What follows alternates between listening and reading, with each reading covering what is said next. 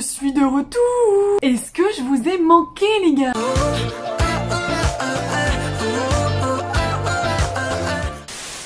Hello Chingu, c'est Sam du blog samydrama.fr. Alors aujourd'hui je vous retrouve après 3 semaines d'absence les gars, 3 semaines. Je pense que j'avais peut-être besoin de faire un petit break après le calendrier de l'Avent qui avait été d'ailleurs un total échec.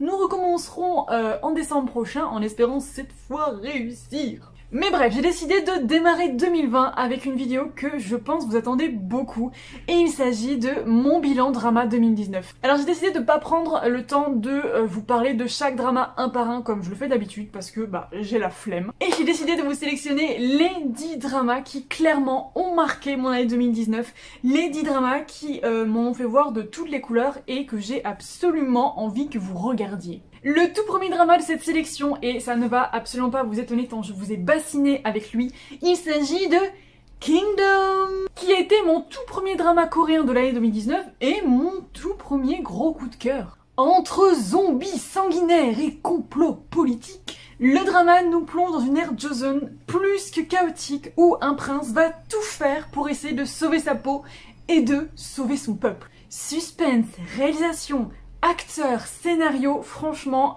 en 8 épisodes ou en 6 épisodes, je sais plus trop. La série m'a totalement fait vriller les gars, j'ai tellement aimé. Bref, vite la saison 2. Ensuite, je voulais absolument vous parler d'un drama thaïlandais qui sera le seul drama thaïlandais de cette sélection de 10 dramas et c'est vraiment trop dommage, faut dire que j'en ai pas regardé beaucoup en 2019. Et il s'agit de Once Upon a Time in My Heart dont je vous ai déjà parlé et qui est un drama que je vous conseille mais genre vraiment. Romance, trahison, fusillade et gros muscles. Nous sommes plongés dans le tourbillon d'un triangle amoureux d'une intensité les gars.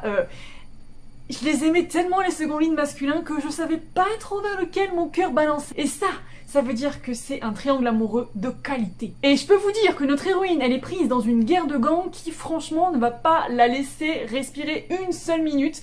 Tout comme moi d'ailleurs parce que je me suis avalé le drama à une vitesse. Mais vraiment, moi c'est l'un des dramas qui m'a rendu le plus accro en 2019. Ensuite, je pense que je vous étonnerai pas non plus en choisissant The Last Impress, qui est un drama dont pareil je vous ai pas mal parlé en 2019 et qui pour moi est à voir absolument. On a un scénario tellement ambitieux, mené tambour battant pendant toute la durée des épisodes. On a une multitude de personnages hyper complexes, hyper bien écrits. Un cadre magnifique puisque la quasi-totalité du drama se passe à huis clos en fait dans le palais. Donc je vous laisse imaginer un petit peu à quel point c'était beau. Et en plus, on a une réalisation de très grande qualité. Donc franchement, le drama était bon à tous les niveaux et c'était juste mais tellement génial. Et je peux vous dire que plus les épisodes avancent, plus la tension elle augmente, plus le spectateur il se sent tellement oppressé, moi j'en pouvais plus. Je me demandais vraiment comment ces personnages allaient pouvoir s'en sortir tellement la situation devenait de pire en pire. Donc vraiment, gros coup de cœur, vous avez pas trop le choix, faut que vous le voyez. Ensuite, c'est le drama Queen for 7 Days que j'ai regardé en 2019. En fait, c'est un drama que j'avais commencé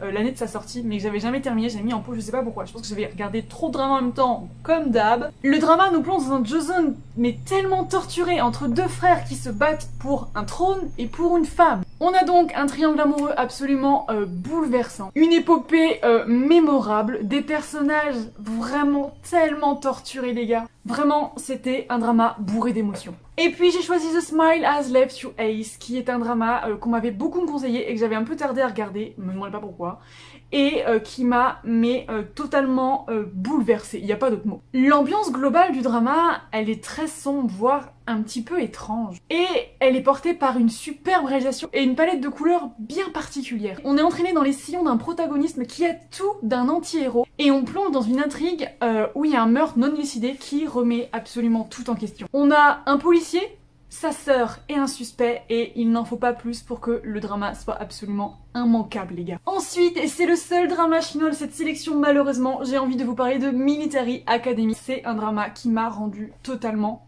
accro. Mais genre, je crois que de cette année, c'est celui que j'ai eu le plus de mal à finir dans le sens où, une fois terminé, je me sentais vraiment vide, j'avais vraiment envie de le reprendre. Franchement, ce drama historique chinois, il est pas du tout parfait, mais je sais pas, les personnages, l'intrigue et puis l'époque aussi qui est assez rare dans les dramas, mais j'ai tellement accroché. On suit les aventures d'une jeune femme intelligente et déterminée qui va intégrer l'armée en se déguisant en homme et qui va vivre un triangle amoureux absolument magnifique, vraiment de grandes aventures et qui, contrairement à ce qu'on pourrait penser, ne va pas être la pauvre petite demoiselle en détresse parce qu'il faut savoir qu'elle bat certains de ses messieurs. Et ça, c'est vraiment un truc qui m'a beaucoup plu. Et je peux vous dire qu'au fur et à mesure du drama, l'histoire commence à s'assombrir, les sujets sont de plus en plus pesants et bah ouais, on perd un petit peu de l'humour du début pour sombrer dans quelque chose de vraiment plus difficile quoi. Et franchement, le drama prend en maturité, c'est juste mais terrible. Ensuite, évidemment, j'étais obligée de vous parler de Hotel del Luna, qui est un des dramas qui a le plus marqué mon année 2019, et je vous en ai beaucoup parlé d'ailleurs. Avec Hotel del Luna, on plonge dans un monde fantastique dont le centre est un hôtel. Un mystérieux hôtel qui n'accueille que des fantômes.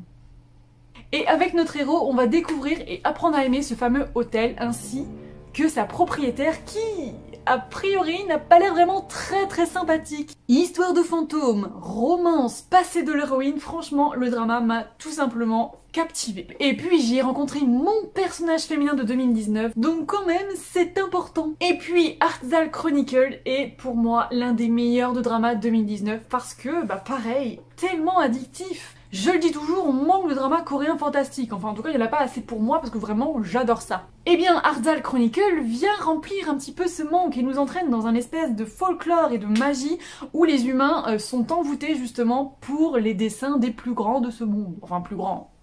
Tout est relatif, plus ambitieux je devrais dire. Et ce que j'ai particulièrement aimé et que je tiens à souligner, c'est que Heart's Chronicle se permet une critique de nos sociétés que j'ai vraiment trouvée brillante. En fait, à travers le héros qui débarque dans cette ville qu'il ne connaît pas, on dénonce l'esclavage, la manière dont on traite les animaux, on dénonce le racisme, on dénonce vraiment beaucoup de sujets de société et j'ai trouvé ça très habile de la part des scénaristes. Et puis les décors, les costumes, la réalisation, le scénario, franchement, tout était si bon, j'attends vraiment la saison 2 avec beaucoup d'impatience, je sais pas si elle va sortir en 2020, mais franchement il me tarde. Et puis je suis si contente de vous parler de Prison Playbook, qui est un drama qui m'a profondément touchée. Franchement, a priori c'est pas forcément le genre de drama vers lequel j'irais naturellement.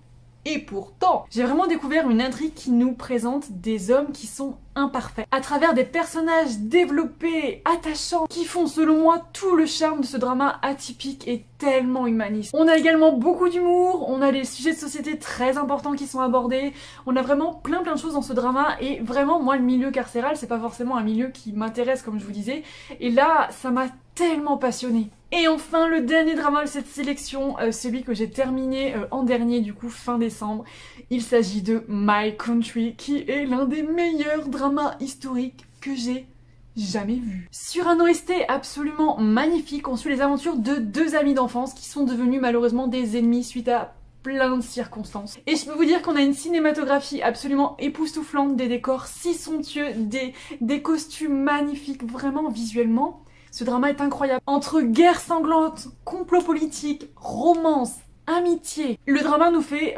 passer par tellement d'émotions et nous laisse quasiment pas le temps de respirer tellement les épisodes sont denses et tellement tout est bien mené les gars. Donc franchement pour moi My Country clôt mes visionnages de 2019 avec beauté. Donc voilà c'est tout pour moi, je vous fais plein de bisous, je vous dis à très vite pour une prochaine vidéo. Salagné, popo, bye bye.